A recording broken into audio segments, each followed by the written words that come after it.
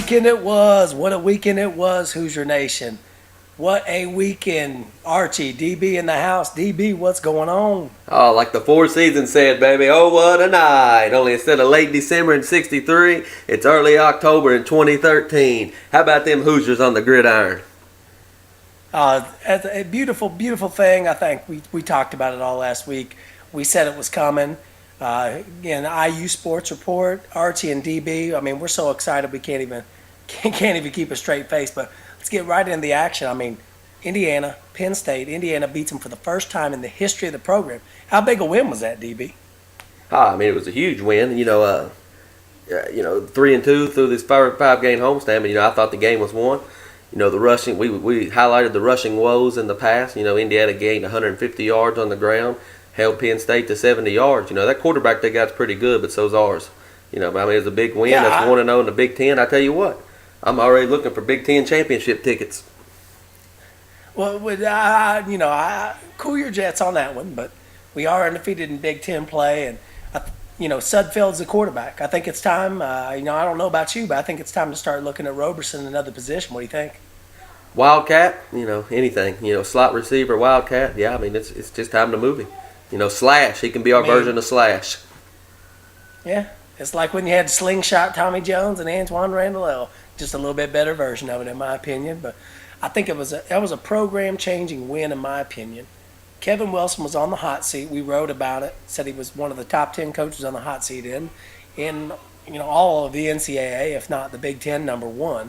And he comes through with a big win. I mean, whether he's wearing a visor, a tracksuit, khaki pants, doesn't matter. He went in there and he smacked Bill O'Brien in the mouth. And I think that's what it's all about. That's what it comes down to. DB, your input. I mean, like you said, the visor and the tracksuit looked like he just came out of the Nautilus at the Holiday Inn. But, he come out and got it done. Back was against the wall. I mean, you got to give credit where it's due. A week off, and the defense did improve. It wasn't like in the past where they give up 400 and they still come back and give up 400, on the ground the next week. They actually improved. And, now you just got, like you said, program-changing win, but you can't go backwards. You got to go make these next 2 weekends in Michigan, at least be 1-2 out of them. That's got to be the goal. If it's 0-2, it ain't the worst of the world. But, I mean, you got to be 1-1 at them at least. You talk about the Nautilus at the Holiday Inn. You know a lot about that? Well, yeah. I mean, when I travel, I stay at the Holiday Inn. That's how I know everything. Well, yeah. Well, I mean, it's you wear a tracksuit, you come out a little sweaty wearing a visor. That's Kevin Wilson. That's the way it goes. But I mean, the biggest win probably in modern day IU football. Penn State's a little down, but when it all's said and done, you beat Penn State, storied program, and obviously Joe Pa wasn't coming out of that tunnel. But at the same time, that was a win that Indiana had to have. And it set the stage for what's to come. I think if you can get at least 3 more wins, you're bowl eligible. That'd give you 4 Big Ten wins. You're definitely in the running. So I think sky's the limit. I said it last night on Twitter. I said we're going to go out and smack Michigan State right in the mouth. Oh. I really believe that. Mark D'Antonio, I hope you're listening. We're coming. Kevin Wilson, tracksuit and all, is going to gun, and he's going to smack you right in the teeth. If he knocks him out, you better know a good dentist. What do you think? I mean, we're going up there. We're going to get a win. Go take care of business. Then hopefully go back to Ann Arbor the next week and go get them too. I mean, Michigan's not very good. I mean, Michigan's okay. I don't know if they have a loss or not. I can't keep up with it. I know they fell in the rankings. They're 18th this week. But, Devin Gardner, he don't impress me. It's not one of the better Michigan teams in my lifetime. Nah, not too much. I think, take it game by game, week by week. Obviously, IU's heading in some uncharted territory, with a lot of the road games they have all built into one season. But if I know Kevin Wilson, he'll be ready to fight, and he's ready to go on Saturday. Be high noon tilt, I believe, again on ESPN2. So we're looking for big things there, and just the excitement from that. But we talk about Friday night, even before Indiana beat Penn State. We talked about Hoosier hysteria, as we called it last week. The Hoosiers came out the first practice of the year. Normally I would start the podcast with this, but having beat Penn State in football, you wanted to put that first and foremost. So Kevin Wilson, Nate Sudfeld, and crew, kudos to you guys. Great job. Now let's move to Coach Tom Crean. Give me your initial thoughts, DB, on Hoosier hysteria. Started out the day, I thought the excitement was we posted pics all day, the fans standing in line waiting to get in, that team over in the border state in Kentucky. It just shows how high their unemployment rate is, where all them people can pack up tents and hang out waiting on tickets. Yeah, I thought the excitement was there. They've been out there since Tuesday. They've been out there. They were out there since Tuesday, I think. Well, if you look on the, I mean, this is fact. This is fact. You look who's the new Obamacare package. Kentucky has like 600% times more claim rate than any other state in the union right now. You know, I mean, it just shows, it just goes to hold. But anyway, I thought it was a great event. A couple of the freshmen were injured, but rather be injured now and be back full steam here in November. Well, I know we were there, so it's obviously what I was disappointed in is that Noah Vonleh, we weren't able to see him for the first time in front of the fans. We've seen him a little bit in a closed scrimmage and all that, but I feel like he did get to compete in the 3-point contest. I was really impressed with him, just his body. He 6'9.5", 6'10", 235, 240 pounds, chiseled. I think he's ready to come in and make an impact right away.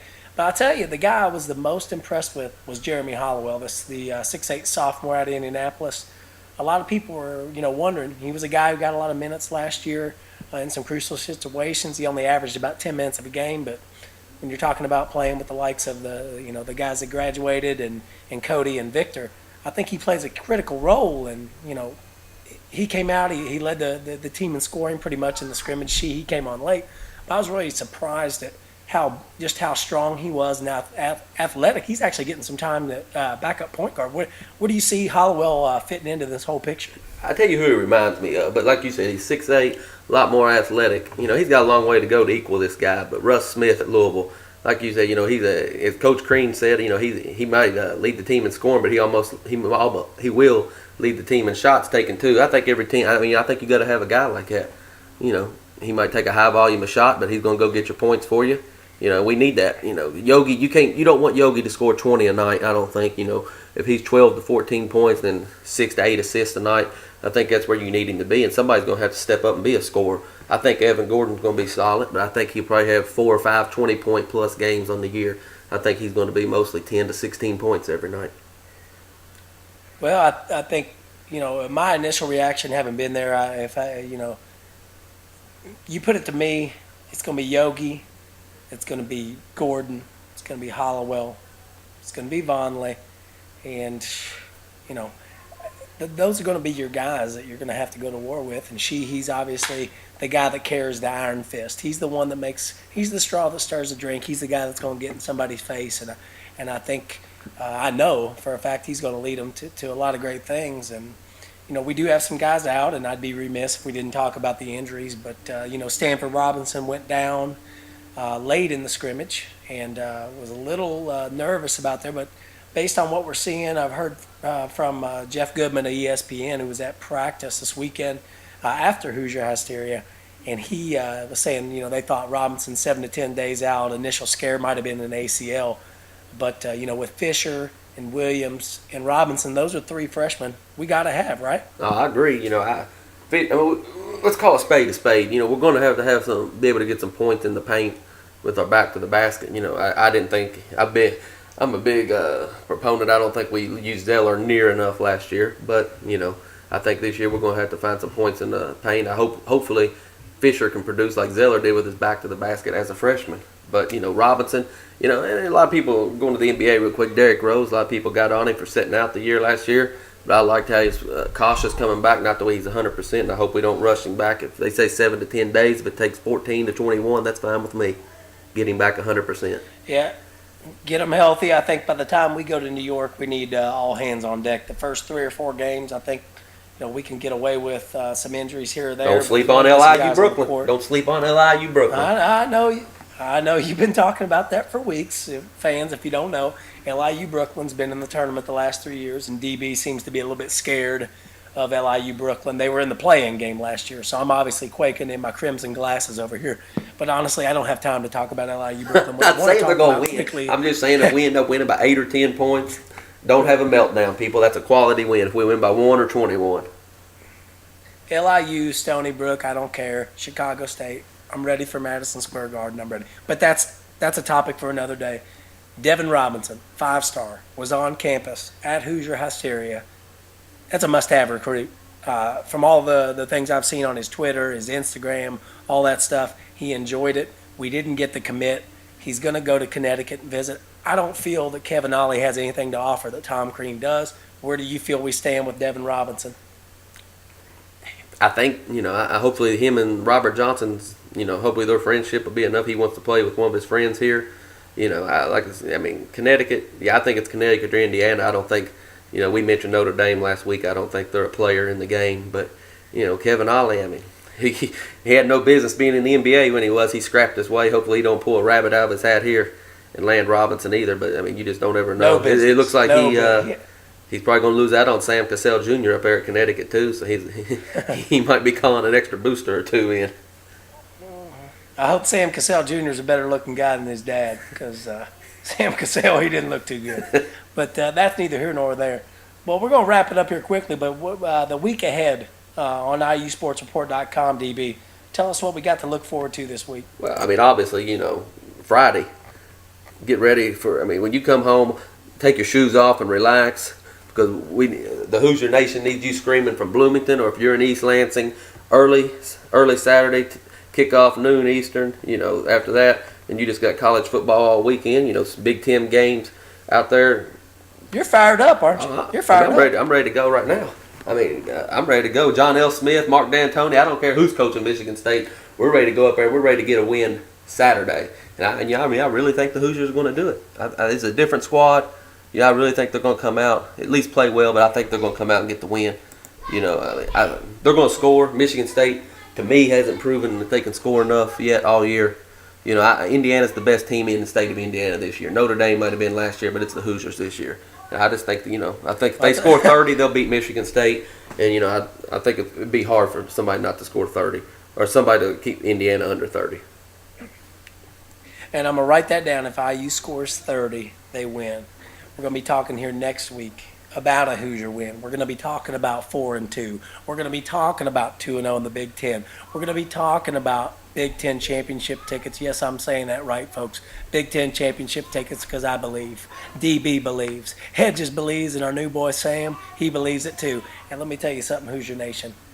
Do not sleep on the Hoosiers this year in basketball. We're going to be ready. We're going to be ready to go. We're going to be at full tilt in a couple of weeks. Like Hacksaw Jim Duggan says, "Oh, we are out of here." See you next week. I just got a page from a girl that I met last week at the Payless Shoe Source. I also have a cutie to call who loves the way I knock on her boots. Well, it's time to Mac. Let's handle that in 2 to 6 hours. We'll meet back in regroup. Now let's shoot. Roll up to her crib with some Bartles and James. Hop up the bus with the Alizé. Now hold up, player, what you diggity doing here? I should think it ask you the same. Then she sang.